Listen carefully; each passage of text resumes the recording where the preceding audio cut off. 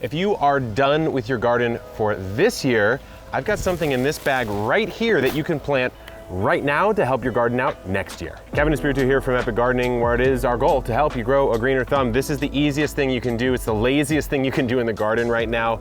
I have done it in my backyard, which I'll show you in a moment, but it is cover cropping your garden. So we're gonna talk about why to do it, the crops that I have specifically chosen, where I got them, and how to actually deal with your cover crop at the end of the season in this video. So cultivate that like button, and I will guarantee that you have incredible nitrogen fixation in your soil, and let's get into the video.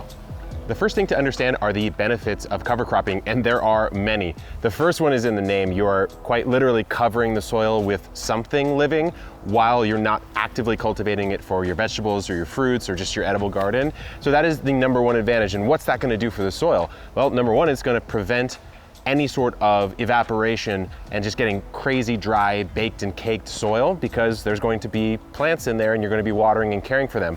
The root matter is going to help hold the soil together, especially useful if you're growing a garden on a slope. I have a friend who did this. He has a crazy slope in his front yard and he cover cropped the whole thing, and we had crazy rains, no problems whatsoever. So erosion's a really big benefit, but then you just get the benefits of the plants themselves and what those different species and varieties will do for the soil. So the first thing is going to be anything in the legume family is going to have a nitrogen fixation benefit, where it's taking atmospheric nitrogen and in partnership with bacteria in the root area around these nodules down there, it's going to actually take it and convert it into nitrogen that's going to be usable by the soil life that's going to be in the soil. So that's a huge, huge benefit. We all know about nitrogen fixation, but things like brassicas, like your broccoli, cauliflower style family, they're going to put out what are called exudates in the root area that can be used by soil life as well.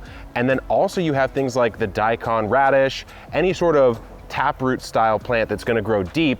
It's going to be mining nutrients from down in the subsoil, bringing it up. At the same time, it's going to be aerating that soil by creating a root that's going to go down and sort of pierce the soil. So when that dies and rots and is consumed by soil life, you're going to have a little bit more loose and aerated soil. There's another final benefit, and I'm not even listing all of them right now, where you have biofumigation. So if you plant things like mustard, you can actually have an inhibitory effect on things like nematodes that are pretty nasty pests. They're very hard to get rid of. So there's a whole host of benefits to cover cropping. I'm going to be doing it in all of my raised beds and all of my uncultivated beds that you see right here every single fall, and maybe sometimes through the winter here in my zone. But now we need to talk about the actual varieties that I selected and which ones you should use for your garden. So this mix here is the mix that I've chosen. It's a fall cover crop mix from True Leaf Market. I'll put the link in the video description, but I'll just show you the breadth of varieties that are in this mix by sprinkling these seeds here on this surface. So all of these have the various benefits that we talked about. So if you want to keep life simple, just buy a fall or spring cover crop mix, depending on what time of year it is, and just plant that and don't worry about it. But just for the sake of education, let's talk about some of the different things in here and what they actually do. So I have wheat and then triticale, which is a wheat rye cross.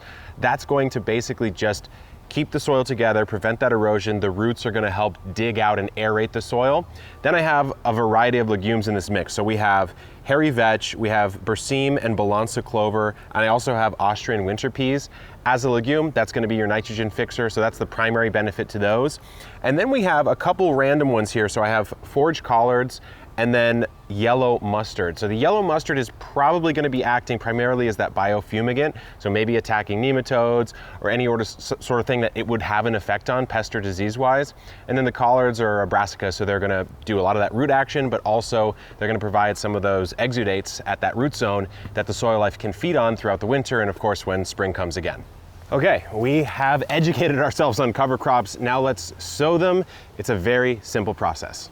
So when sowing, it's really the laziest thing of all time. You just grab handfuls, sprinkle it around, make sure you have a somewhat even distribution over the surface of the bed, and then we're just gonna cover it with a little bit of soil. Let's give it some soil. You don't have to worry too much about the planting density because it's okay if they compete. In fact, that's kind of part of what we're doing here, is creating a nice tight mix of crops that all interplay with one another. After that, just give them a nice healthy soak. We've covered them up with soil, so as long as we adequately moisten this soil, there's going to be enough moisture to start the germination process. So I like to give it a couple minutes water here. While this is germinating, let's check on a crop I started in the backyard a couple weeks ago. We're back here in the backyard where I've planted 2 different rounds of cover crop, same mix, just a fall mix, but we're seeing one where it hasn't really started to flower yet, and then the one back there, which you'll see in a second, it has started to flower. So I want to talk about a couple different things. First of all, like the timing. When should you get rid of your cover crop and how should you get rid of it? So a really good time to get rid of it is going to be when you start to see those flowers form, because then the cover crops have gone through their useful life. When you chop them down, they're not probably going to try to be coming back up too much because they flowered. They've already kind of got what they were supposed to get done in their evolutionary life. There's a couple things that you can do as far as how to actually process the cover crop when you're done with it. So a very easy and lazy way is just, we call it the chop and drop. So you take some hedge shears, something like this, and you can just come through and just clip this and just let it lie exactly where it is.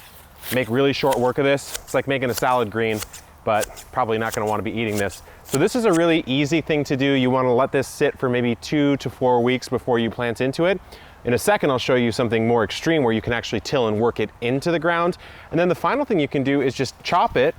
And if you want to, leave the roots in, but then collect all this material and toss it into your compost. So you could plant in this right away, and then you have a bunch of green material, which can sometimes be hard to come by as the season ends, in your compost bin. Back here we have the more flowering, a little bit more mature, it's probably twice as tall. So it's kind of interesting. What you could do is you could just chop and drop about half the height, steal that for your compost bin, and the rest of it you could either let it be and chop and drop or just till it into the ground. And speaking of, I'm gonna show you the extreme version of what we're doing to really get some organic matter in the soil, which is bring in a tiller. Here in the backyard, we have tilled in all of that material into these new beds, which is coming up in a future video here on the channel. You'll see how we redid this whole section. But cover crops are such a fantastic way to deal with being a little lazier in the fall. It's very natural to feel that way. And if you're in a zone that gets cold enough to kill crops off, it's even easier. You just plant it. You don't even have to do everything we just showed you. Just let them die. It's called a winter kill cover crop, and they'll do all the work for you. So until next time, good luck in the garden and keep on growing.